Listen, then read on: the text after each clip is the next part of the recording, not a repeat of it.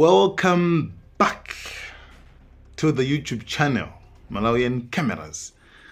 My update so I know it's been a busy day. Kumabe I tried my best kuti I tend to basanego my update gawane kuti kunjako kuchitika zinthu zingati. Yeah, actually kwachitika zinthu ziwiri zingapo zitatu zimene ndithu kunjako zikuchitika. Nkhani zake ni za nkhondo basi, nkhondo kuvulazana anthu osalakwa amene ongodziyendera akumenyana. Like pali meaning ina pali wina wake anazayankhulako ndazawalenga pena maka analemba kuti war nkhondo ndithu it's between two people, anthu mabig ena ake awiri amene amakhala m'manyumba mwawo uku nduku, then amatumiza achinyamata amene sakudziwana, right? Amene sakudziwana kuti akamenyane. Kumenyana chifukwa kuti anthu awiri nake unakhala kwa mpando then awatuma iwo achita mumenyane, iwo wasakudziwa asanyamata kuti why are we fighting? You understand the meaning of war imeneyo. Ndoti uku Zelensky kwakhala uku Putin kwakhala akukambira ndachina Trump chanchani amene akumenyera pa ground ndi anthu amba amene akumenyera amene akuphana pa ground ipo. You understand? And it's actually sad. And amana kuti there is no winner in a war. Palibe ndithu amene palibe owina ndithu mu nkhondo. Bakhala ndikuluza basi.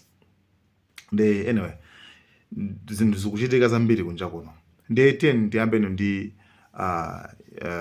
Ukraine yapezeka kauni unaona kuti Ukraine ikumabisa ma figures ama casualties.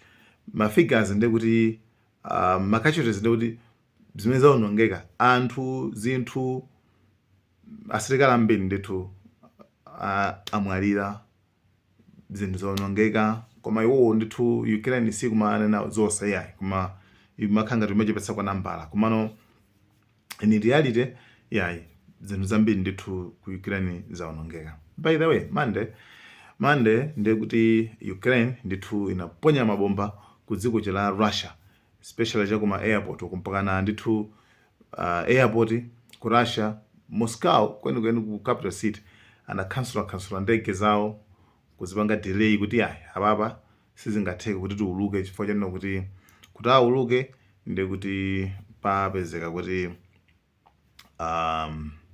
zipezeka kwana kuti bomba limatheka ndege zikamauluka mabomba around ndege kungoyisokwaneza pang'ono imakhala mistake, ndege kungoyisokwaneza pang'ono imakhala mistake ndi amapanga cancel kai. Amene ndithu munakwera kwa ndege mukudziwa bwino zimene zozo network iru imene ichalo eti ndege amene kuti ayijambuleka nsewu ndithu mwambamo. Nanga do you think kuti pilot jamaona mawindo jamangoyika kuti basi masura amona nsewu kuti nasemwamba malibe nsewu. Zimene ndithu machine zimene zijazo kuyenda ena amakhala pasipa pali anthu ena akuyijambula nsewu ndeti ndege imaona nsewu chonchi ndeti apayota kamayendetsa ndege imasatira nseuja kungophonyeka muli mwamba msewu simukuona, pilot nsewu sakuona, umene amujambulirawo pa screen pake pacha ndoti une pachapo definitely ndege imasojera imangozindika akagwira kutuko, right? That's why ndege kamanyamuka amanotizimisani mafoni ikani ma flight mode kuti ma network asayambana apapa. Ndithu amene minakwera kwa ndege muzizo zimenezo, amene simunakwere amen nthawi inake ndithu mudzakwera zimenezo ndithu mudzaziona ndithu. Ndi anapanga cancel zonse zokhuzana ndi manyamukidwe onse aulendo anapangidwa cancel. Then after that pamene tsopano Russia inabwezera tsopano kukaphulitsa, and kuphulitsa kwena waphulitsa pano mabomba ake anali kuti akuluakulu kwambiri and zachilendo, like I don't know, Russia is like igwisa ntchito ka njira ya Iran ija kaya why komano nthawi zonse ikumasintha. And remember mabomba amene aponyedwa 400 and something ma drones amenewo plus ma missiles rara theri chakuti onse kukagwira mjani kukagwira mu Ukraine KVV. By the way alandaso ndithu dera lina ku Ukraine komweko, dera lina lalandidwaso ndithu nde I don't know kuti Ukraine kaya I don't know kuti chichitika njani komano mwina anakangonena kuti akulu tere ndikambiraneni, koma kumati tiye ndikambiraneni komano kuso ndikutaniso nkhono ndikumapitirira, amatile tiye ndikambirane komanso ndikutikita ndeno komano vuto limakhoti Russia imabwizira kwambiri, you see imabwizira kwambiri moti pano pakana anakapangaso bomba lina linakagwira ku metro kumene makhala marginal metro matrain ake ndoti amaenda amakhala amagetsi mudzowa kaleso anthu enano kumene kumakhangata anthu ambiri amabisa yako kuchino kuchano ku Ukraine amakhala pasi kumangodikirira kuti munake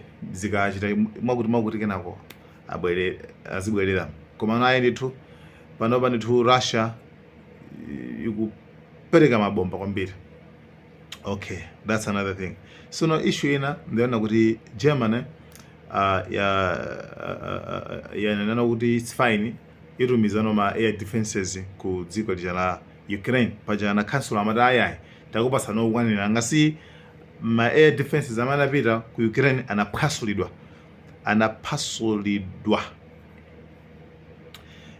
anaphasulidwa nde iwo amaopa kwano ziri munake atumizeso ina singagwireso akaphasulidwa ati fere titsani chani nde pano paza ukando confirm kuti ayi iwo ndithu atumizaso ma air defenses ena ku Ukraine ko.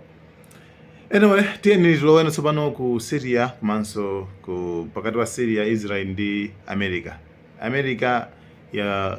yazipanga distance yokha kuti ifeyo makamaka suri kukondwa ndi zimene Israel yapanga ku Syria kuphulitsa komanso pano anaphulitsa galimoto ya military yajeno ya asilikali enaso ati ayi chifoti iyoyo imapereka chiopsezo kwa anthu awo achina Druze nde America nakuti ayi ikupanga kondemo mchitidwe umene wachitako komanso America sapanganso kondemo so Israel yomweyo pamene Israel yaphulitsa chalichi ku Gaza ndithu timakamba most of the time nthawi zambiri timakamba za machalichi za machani timakamba kuti si issue ya zipembedzo komano even ku Gazako anthu amananga kuti ku Gazako ndoti basi ndi kwa Islamu kaka no ku Gazako ndithu zilenga ndidera ndithu mene kuli anthu osiyanasiyana mitundu yosiyanasiyana even so Ayuda inaso aliponso kumene koko amene samasapota ma Zion ndi chalichi ndithu aphulitsa komano iwo anena kuti taphulitsa mwangozi chalichicho ku Gazako ndi anthu ndi adzudzula kwambiri even so pakana kuita leso adzudzulaso Israel kuti ayi imene ndithu simunapanga bwino kuphulitsa chalichi chabwino. Friday kukhala ma nuclear talks pakati pa kukhala meeting ku Tehran pakati pa China komanso Iran komanso ndi Russia.